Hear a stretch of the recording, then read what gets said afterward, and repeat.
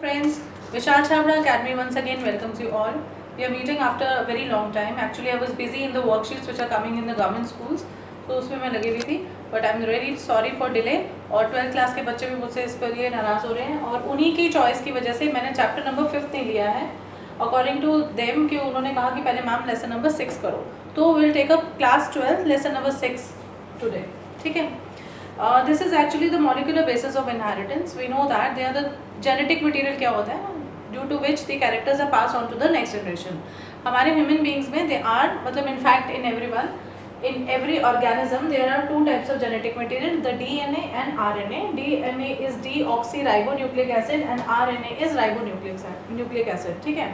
तो अगर आपसे पूछा जाए कि what are the two genetic material, name them, तो आप ये लेंगे. अच्छा, इस चैप्टर में हम लोग आरएनए के बारे में भी पूरी बात करेंगे और डीएनए का तो खैर पॉलीपेप्टाइड स्ट्रक्चर पढ़ेंगे. उसके अलावा ट्रांसक्रिप्शन पढ़ेंगे, ट्रांसलेशन पढ़ेंगे, जो पूरा प्रोटीन सिंथेसिस का जो है मैकेनिज्म है वो इस चैप्टर में कवर किया जाएगा.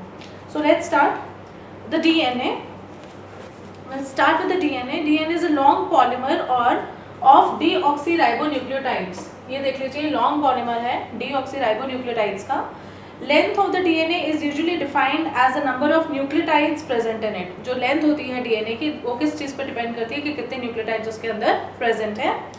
This also is the characteristic of an organism. Obviously it is ये कैरेक्टरिस्टिक फीचर है ऑर्गेनिज्म का. एग्जाम्पल लिया जाए बैक्टीरियोफेज का, तो उसको अगर गामा एक्स 174 बोलते हैं तो इसके अंदर 5386 न्यूक्लियोटाइड्स हैं. अगर हम एनसीईआरटी की बात करें, ये आपके एनसीईआरटी में लिखा हुआ है.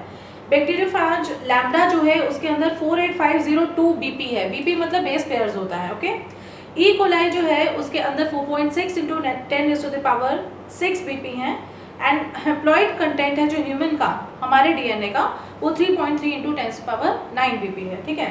तो अब हम स्टार्ट करेंगे स्ट्रक्चर से डीएनए का. ये मैंने यहाँ पे ड्रॉ करके रखा हुआ है, आपकी एनसीईआरटी में भी है.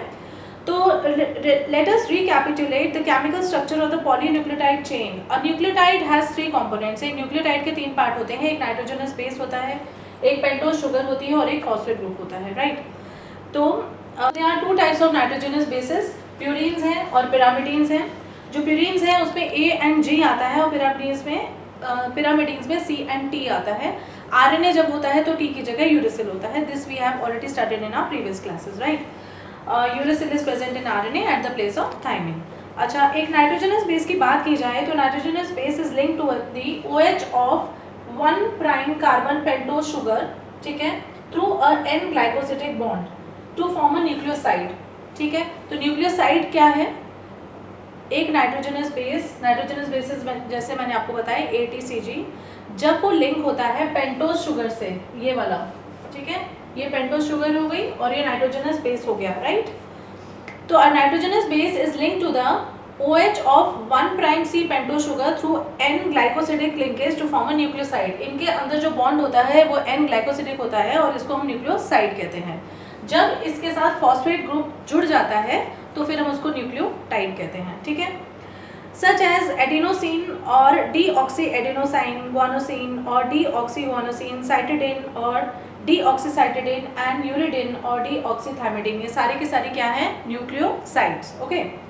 When a phosphate group is link, जब इसके साथ फॉस्फेट ग्रुप लिंक होता है to link to OH of 5 prime carbon of a nucleoside, ठीक है, थ्रू द फॉस्फोडाइस्टर लिंकेज. अब इसके साथ फॉस्फो जो ग्रुप है वो अटैच हुआ है, कौन से लिंकेज से? फॉस्फोडाइस्टर लिंकेज से. तो उसको फिर हम क्या कहते हैं? A corresponding nucleotide is formed. Okay. 2 nucleotides are linked through 3 prime 5 prime phosphodiester linkage. जो 2 न्यूक्लियोटाइड्स होते हैं वो भी किससे अटैच होते हैं? 3 प्राइम 5 प्राइम फॉस्फोडाइस्टर लिंकेज से टू फॉर्म अ डाइन्यूक्लियोटाइड. मतलब जब एक से ज़्यादा जो न्यूक्लियोटाइड्स अटैच होंगे तो उसको हम क्या करेंगे? डाइन्यूक्लियोटाइड करेंगे. और वो कौन सी किससे अटैच होंगे? 3 प्राइम 5 प्राइम फॉस्फोडाइस्टर लिंकेज से. डाइस्टर लिंकेज क्यों कहते हैं? क्योंकि दिस इज डाइएस्टर. ठीक है. तो इसकी वजह से इसको क्या कहा जाता है? Phosphodiester linkage. Mononucleotides can be joined in such a manner to form the polynucleotide chain. और ऐसी की ऐसी बहुत सारी जो है ये आपकी मैंने बनाई हुई है पॉलीन्यूक्लियोटाइड चेन है ये, क्योंकि इसमें ये देखो 1 2 3 4. ठीक है.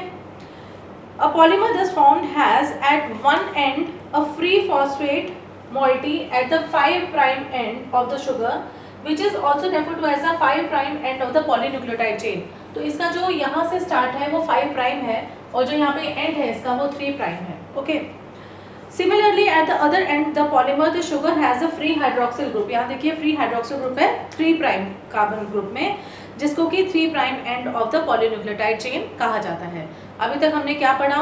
अभी तक हमने पढ़ा कि न्यूक्लियोसाइड क्या होता है, ठीक है, और उसके बाद न्यूक्लियोसाइड के साथ जब फॉस्फेट ग्रुप अटैच हो जाता है तो उसको हम क्या कहते हैं? न्यूक्लियोटाइड कहते हैं.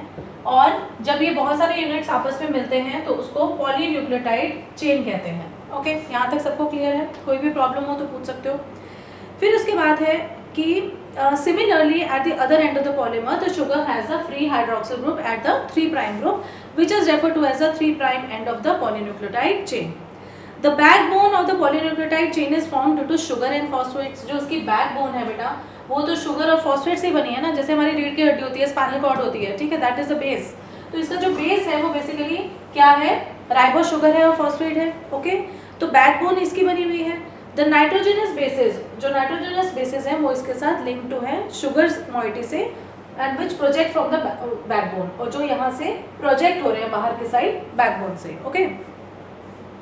इन आरएनए, अगर हम आरएनए की बात करें तो every nucleotide residue has an additional hydroxyl group present at 2 prime position in the ribose. उसकी जो शुगर है उसमें क्या होता है? एक एडिशनल हाइड्रोक्सिल ग्रुप प्रेजेंट होता है, ठीक है, और वो कौन से पोजीशन पे होता है? 2 प्राइम पोजीशन पे, 2 प्राइम पोजीशन पे. Okay. Also in the RNA the uracil is there instead of thymine. जैसे मैंने पहले बताया कि वहां पे अगर आरएनए है तो थायमिन की जगह यूरेसिल होगा. Okay. DNA as an acidic substance present in the nucleus was first identified by Friedrich Mischer in 1869. जो DNA है वो सबसे पहले, ये इंपॉर्टेंट है क्योंकि कई बार 1 नंबर का आ जाता है क्वेश्चन कि कौन थे जिन्होंने ये DNA वो बताया था. तो ये है फ्रेडरिच मिशर इन 1869, ठीक है. इन्होंने आइडेंटिफाई किया था सबसे पहले DNA को. Okay. He named it nucleon. इन्होंने उसको क्या नाम दिया? Nucleon, NuClein. क्यों? क्योंकि ये न्यूक्लियस का पार्ट है. Okay. However, due to technical limitation in isolating such a long polymer intact, the elucidation of structure of DNA remained elusive for a very long time. लेकिन बहुत टाइम लग गया इस बात को, मतलब कि जो DNA का जो स्ट्रक्चर था वो काफ़ी एल्यूसिव रहा for a long period of time. मतलब इसमें क्लैरिटी नहीं थी लोगों को, it was not very clear. Okay. लेकिन जब सबसे पहले ये वॉटसन एंड क्रिक थे 1953 में, जिन्होंने एक्सरे डिफ्रैक्शन किया था. एक्सरे डिफ्रैक्शन एक टेक्निक है जिसकी वजह से हम लोगों को पता चला था कि जो डीएनए है उसका डबल हेलिक्स स्ट्रक्चर होता है. कैसा स्ट्रक्चर होता है? Double helix. Okay. One of the hallmarks of their proposition was base pairing between the 2 strands of polynucleotide chains. उनका जो हॉलमार्क था, मतलब उनकी मेन जो उनका बेंचमार्क था एक्चुअली, उन्होंने ये बताया था कि there is the complementarity of the bases. That was very important. However, this proposition was also based on the observation of Erwin Chargaff that for a double-stranded DNAs, the ratios between adenine and thymine and guanine and cytosine are constant and equal 1. लेकिन उसके ऊपर सोने पर सुहागा किसने करा? Irwin चारगॉफ ने. ये भी आ जाता है नाम, एरविन चारगॉफ ने. ओके. 1953 में, जिन्होंने बताया कि AT और CG का जो मतलब वो कांस्टेंट है and it is equal to 1. And उन्होंने ये भी बताया A plus T is equal to C plus G या A plus T by C plus G is equal to 1. उनकी रेशियो 1 है. Okay. The base pairing confers a very unique property to the polynucleotide chains. They are said to be complementary to each other. मैंने जैसे पहले ही बताया, A जो है वो किसके साथ पेयर करता है? T के साथ, और C किसके साथ करता है? G के साथ. So इसको complementarity कहते हैं. And therefore, if the sequence of bases in one strand is known, then the sequence in the other strand can be predicted. अगर हमें मालूम है कि हमारे पास यहाँ पर A है तो obviously ये T के साथ पेयर करेगा. ठीक है. तो ये complementary nature है DNA का. Also, if each strand from a DNA acts as a template for the synthesis of new strands, अगर ये template की तरह काम करे, मतलब ये parent strand हो ठीक है, तो जो सब्सिक्वेंट उसकी बेस पेयरिंग है वो भी ऑलरेडी प्रिडिक्टेड होगी हमें, ओके। तो also if each strand from the DNA acts as a template for the synthesis of new strands, the 2 double stranded RNA thus the produced would be identical to the parental DNA molecule. मतलब when the parental DNA जैसा होगा तो आगे जो उसके strands बनेंगे they will follow the same pattern, right?